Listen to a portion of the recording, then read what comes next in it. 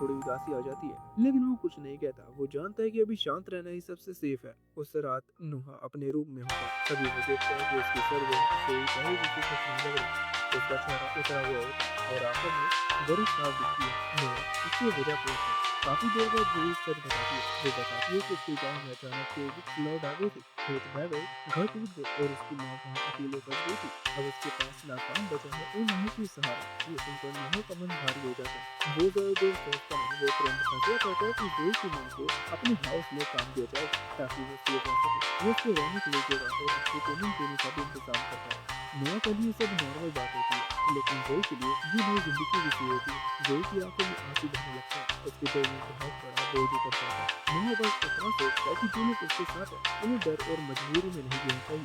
वो चाहता है कि उसके आसपास के लोग सेफ हैं और उन्हें किसी मुश्किल में अकेले न छोड़ा जाए। उसके बाद नुहा हाउस का सारा काम देखने वाले बड़े आदमी को बुलाता है। वो उसे कहता है कि जहाँ फ्लड आई वहाँ की लैंड खरीदी जाए। उसका सोचना साफ होता है कि मुश्किल समय में लोग घबरा कर अपनी जमीन बहुत सस्ते में बेच देते हैं। अगर लैंड पहले खरीद ली जाए तो कई फैमिलीज को बाद में बचाया जा सकता है। ये सुनकर सब लोग हैरान हो जाते हैं। उन्हें यकीन नहीं होता कि इतना छोटा बच्चा इतनी दूर की सोच सकता है। नुहा के लिए अजीब नहीं होता, उसकी बॉडी भले ही छोटी है लेकिन उसकी थिंकिंग बहुत बड़ी होती है। वो समझ चुका होता है कि असली पावर सिर्फ मैजिक या वेपन में नहीं होती, बल्कि सही समय पर सही डिसीजन लेने में होती है।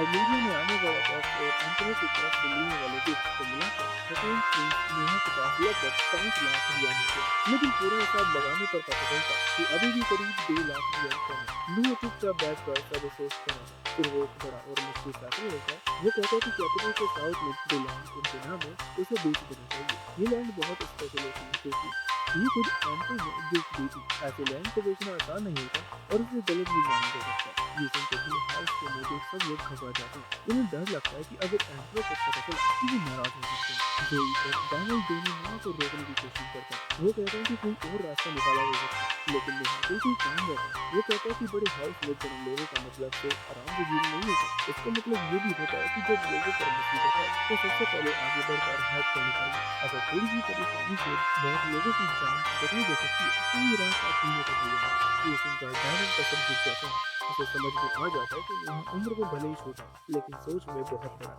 डैनियल को याद आता है कि वो खुद भी उसी एरिया से है जहाँ हाल ही में फ्लड आई थी। उसका मन और भी भर जाता है। वो नुहा को दिल से धन्यवाद देता है और तय करता है कि वो उसके हर डिसीजन और हर ऑर्डर के साथ खड़ा रहेगा। अगले दिन घर में काफी हलचल हुई। सफर की तैयारी शुरू हो चुकी थी, गाड़ियों की मरम्मत हो रही थी, खाने पीने का सामान रखा जा रहा था और हर किसी को उसकी डाइट समझ में आ रही थी। तभी फोर्थ प्रिंस हेनरी वहां आ गए। उन्हें देखते ही सब लोग रिस्पेक्ट में झुक गए। हेनरी ने नुहा से पूछा कहीं जाने की तैयारी है क्या? नुहा ने सीधे जवाब दिया मैं जैसे जाऊंगा, वहाँ फ्लड आई थी, मैं खुद हालात देखना चाहता हूँ। हेनरी की नजरें तो गाड़ी पर रखे कॉफिन पर पड़ी जिसमें मैजिक स्वॉर्ड रखी थी। वो नुहा को थोड़ा अलग ले गया और गंभीर आवाज में बोला ये स्वॉर्ड बहुत डेंजरस है, इसकी पावर अजीब है और ये हर किसी की सुनती नहीं। नुहा ने शांत होकर कहा कि मैं अभी इसे यूज नहीं करूंगा, बस साथ रखकर इसे समझना चाहता हूँ। हेनरी ने उसे चेतावनी दी जल्दबाजी जानलेवा हो सकती है।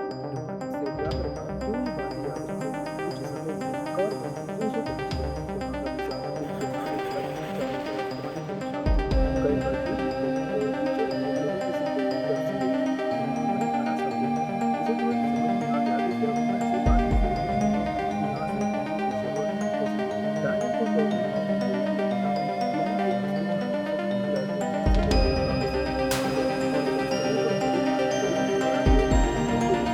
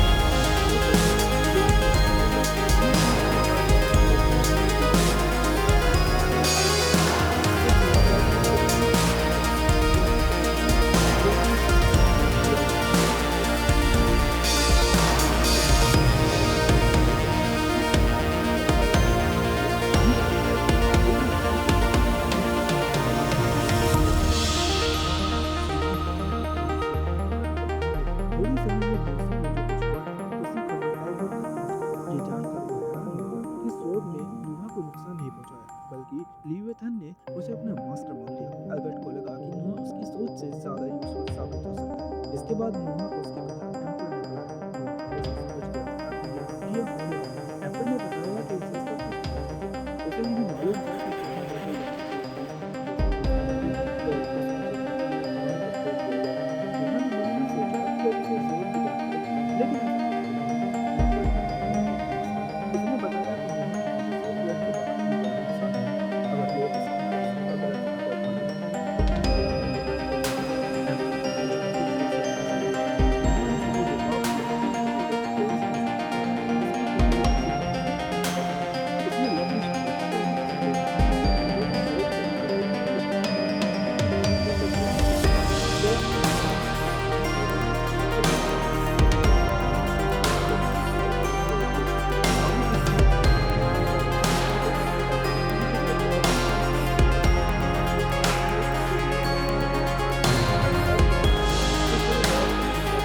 को खोया। नोहा अपने बेटे की खुशी अपनी कहानी के ज़रिए दिखाता है। ये वो कहानी है जहाँ नोहा की बेटी असलियत आती है। नोहा के साथ जो हुआ था उसने अपने वक़्त पे अपनी बेटी की मदद की भावना पूरी की थी।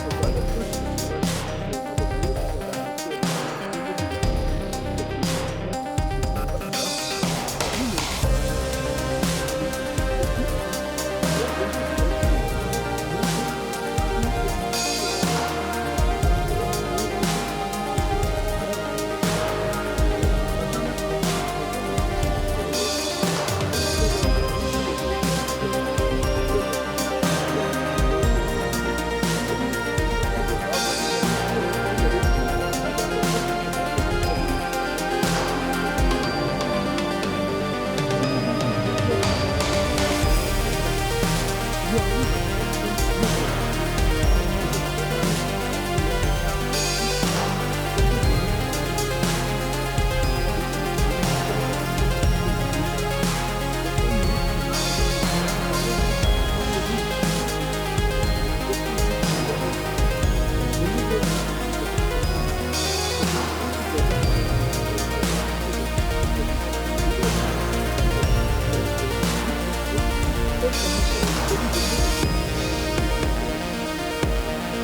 हैं और कहीं पर वो भी बिल्कुल अकेले होते हैं। इसलिए नदी उसकी कहानी सुनाती है और बताता है कि कुछ लोगों की ज़रूरत है जो हमारे जैसे हैं। वो लोग नहीं समझते और जाते-जाते बच्ची ने भी वहीं से भाग गया।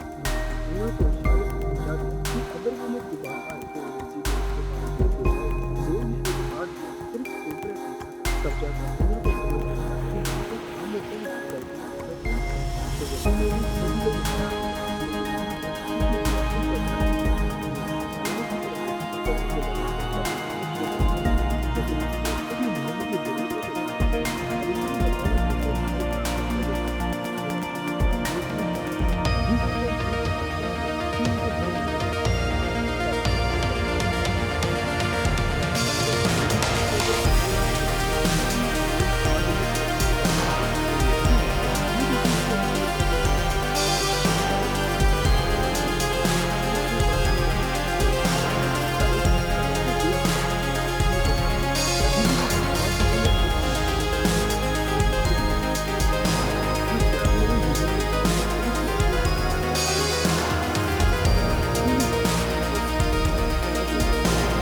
जीवन के साथ थोड़ी-सी अपनी कहानी और अपनी सोच हमारी पूरी ज़िंदगी को बदल सकती है। ताकि हम अपने आप और अपने परिवार सभी को ये सिखा सकें कि ज़िंदगी में नोआ और अपने भाई की तरह किसी गलत इंसान की मदद नहीं की, बल्कि उसने सिर्फ वो बच्चे की खुशी अपने साथ लेकर आया जो वहाँ था। लेकिन उसने बताया कि उसके जीवन में एक छोटी-सी कहानी है जहाँ वो सोच रहा था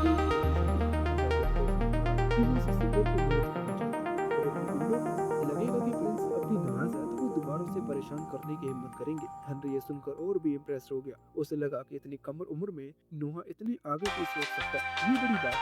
उसने सोचा कि बाकी बच्चे जो उम्र में नोहा के आसपास हैं अभी इतनी समझ नहीं रखते। नोहा जानता था कि भाई होने के बावजूद उसकी अपब्रिंगिंग और सोच अलग होती है। फिर बात मैजिक 4 पर आ गई। हेनरी को लगा था कि नोआ सच में उसे कंट्रोल कर चुका है। नोआ ने मनी मन माना कि ये सब हेनरी की एडवाइस की वजह से ही पॉसिबल हुआ, क्योंकि उसने पहले ही कहा था कि सोच की अपनी जो होती है। हेनरी ये सोचकर हैरान था कि नोआ इतनी बड़ी सोच को अपने साथ कैसे रखता है। तब नोआ ने उसे दिखाया कि सोच असल में हमेशा बड़ी नहीं रहती, वो पल भर में उसके हाथ में आ गई। हेनरी अपनी जगह से उठ गया क्योंकि उसे उम्मीद नहीं थी।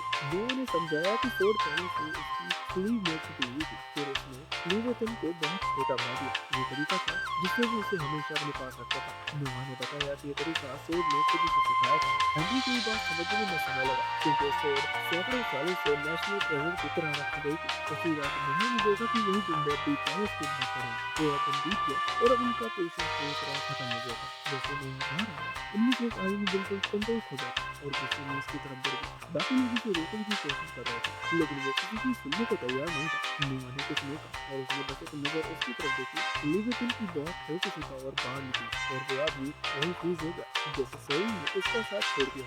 बाकी लोग डर गए। उन्होंने किसी तरह उसे संभाला और जल्दी से वहीं से हट गए। नायकों से शांत हो गया। हेनरी सब देखकर समझ गया कि नोआ ने फिर से सोच की पावर का इस्तेमाल किया है। नोआ के मन में एक बात थी, कभी कोई फाइट किए बिना सामने वाले को रोक देना ज्यादा सही होगा। उस रात के आखिरी में नोआ एक समारोह हुआ था जैसे पैडोक नाम के आदमी ने ऑर्गेनाइज किया था। जैसे ही नोआ अंदर आया, पूरा हॉल तालियों से गूंज उठा। साफ दिख रहा था कि अब लोग उसे सिर्फ एक प्रिंस नहीं बल्कि ऐसे इंसान के रूप में देखने लगे जो सच में लोगों के लिए खड़ा होता। लोग आपस में धीरे धीरे बात कर रहे थे। इतनी कम उम्र में भी कितना रोल लगता, देखने से ही अलग और मैसेज होता। ब्रैडॉक ने मुस्कुराते हुए नोआ से पूछा, प्रिंस आपकी कमर में जो दबा वो क्या है? नोआ ने बिल्कुल नॉर्मल टोन में जवाब दिया कि क्राउन प्रिंस की तरफ से नया गिफ्ट है। बस इतना सिंपल। पूरे हॉल में सन्नाटा छा गया। सबको यकीन नहीं हुआ था कि एक नेशनल ट्रेजर जो खुलेआम कमर में लटकाया जा सकता है। कुछ लोग परेशानी लगे, तभी एक आदमी हंस कर और बोला, इतना छोटा बच्चा से ट्रेजर कैसे लेके होगा? ये तो कोई टॉय या रेप्लिका होगा। लेकिन जैसे ही नोआ की नजर उस पर पड़ी, उस आदमी का चेहरा सफेद पड़ गया। उसे समझ में आ गया कि उसने बहुत बड़ी गलती कर दी है। वो तुरंत बात बदलने की कोशिश करने लगा जैसे उसने कुछ कहा ही ना हो। लेकिन देर हो चुकी थी। लेविटन ने अपने आप थोड़ी सी पावर रिलीज कर दी। पूरे हॉल में एक भारी घुटन भरी प्रेजेंस फैल गई। कुछ लोगों को सांस लेने में मुश्किल लगने लगा, कुछ को चक्कर आने लगे। डर ऐसा था जैसे मौत बिल्कुल पास खड़ा। पल भर में सब कुछ नॉर्मल हो गया। लोगों को समझ में आ गया कि सोड गुस्सा हो गई थी क्योंकि उसके मास्क का अपमान हुआ था। उसने धीरे से कहा, मैं तुम्हारी लॉयल्टी समझता हूँ लेकिन इतना ज्यादा नहीं। ब्रैडो जोर से ताली बजाने लगा, अमेजिंग, सच में अमेजिंग। उसने कहा, हम सब ने अभी अभी मैसेज किया कि ये नेशनल प्रोजेक्ट क्या है और उससे बेचारा अपने आप पावर को कंट्रोल किया। अब हॉल में मौजूद हर इंसान नोआ को अलग नजर से देख रहा था। एक वैसी तालियां तेजी थी। ब्रैडॉक ने पूछा, उस आदमी का क्या किया जाए जिसने आपका अपमान किया? नोआ ने सिर हिलाया, कुछ नहीं, उसे छोड़ दिया जाए। उसके पास अभी जाने के लिए कोई जगह नहीं बची। उसके बाद लोग एक एक करके अपना इंट्रोडक्शन देने लगे। नोआ सबसे कामली और पोलाइटली बात करने लगा। सबसे पहले इलाज रोलिंस आ गया है। उसने झुक कर कहा कि वो इस मौके के लिए बहुत ग्रेटफुल है। फिर ड्रियन एलन आ गया। एलन कंपनी के हेड, उनके साथ एक लड़की भी थी, कैंडी। परिचय के बाद नोआ ने अचानक पूछा, मिस्टर एलन, क्या कैंडी आपकी बायोलॉजिकल डॉटर नहीं है? पूरा माहौल ठहर गया। ब्राउन शॉक भी। नोआ ने सिंपल वर्ड में समझाया, आपका पोस्टर, आपकी वे ऑफ स्पीकिंग, आप हायर रैंक में पा रहे हैं लेकिन कैंडी में वो नेचुरल नोबल की नहीं है और उसकी आंखों में देखने का तरीका वो अक्सर स्लेवरी झेल चुके लोगों में होता है। कैंडी थोड़ा घबरा गई और नोआ को देखने लगी। वो कुछ पूछ रही है, ये कैसे जान लिया? ब्राउन तुरंत घुटने पर बैठ गया। आप सही हैं, उसने सच कबूल लिया। मैंने उसे स्लेव के तौर पर खरीदा था लेकिन वो बहुत तेज थी इसलिए मैंने उसे अपनी बेटी की तरह पाया। नोआ के चेहरे पर हल्की सी मुस्कान आ गई। मुझे ऐसी कहानियां पसंद है, उसने कहा। आप दोनों को मेरे मेंशन आना चाहिए। मैं कैंडी के बारे में और जानना चाहता। चारों तरफ हैरानी फैल गई। ब्राउन समझ गया कि वो वहीं से बेदल नहीं थी। ज़्यादा हंसते हुए समझदार आदमी ज़्यादा देर रुकता तो अभी पैदा हो जाता। आखिर पहला स्टेशन एटमी लेजमेंट प्रिंसेस में से दिया।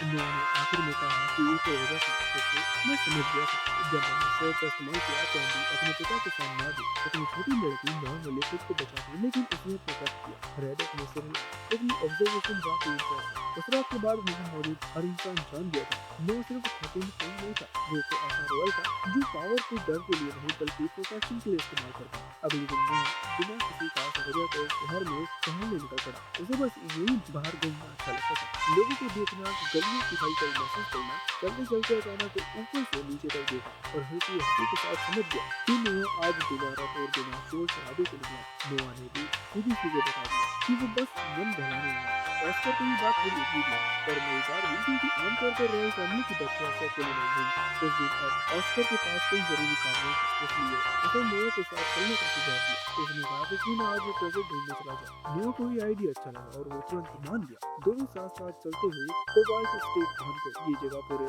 एम्पायर में मशहूर थी क्योंकि यहाँ हर तरह की पुरानी अजीब और रहस्यमय चीजें मिलती हैं। नोआ को लगने लगा कि गली सिर्फ कोई सामान देखने की जगह नहीं, बल्कि लोगों की सोच और नीयत समझने की भी जगह है। ऑस्कर ने चलते हुए नोहा को बताया कि इस गली में असली चीजों के साथ बहुत सारी नकली चीजें मिलती हैं। ये हर कोई सबको समझदार दिखाने की कोशिश करता है, लेकिन असली खजाना पहचानना हर किसी की बस की बात नहीं होती। ऑस्कर के हिसाब से यही सबसे मूल्य की पहचान होती है। दोनों भाई दुकान दुकान घूमते रहे, कहीं पुरानी सिक्के, कहीं टूटे हुए हथियार और कहीं अजीब से पत्थर और ताबीज। नोआ हर चीज को ध्यान से देखता, हाथ में लेकर पलटता, लेकिन उसे कुछ भी खास महसूस नहीं हुआ। पूरा दिन बीत गया और आखिर में ऑस्कर ने थक कर कहा कि आज शायद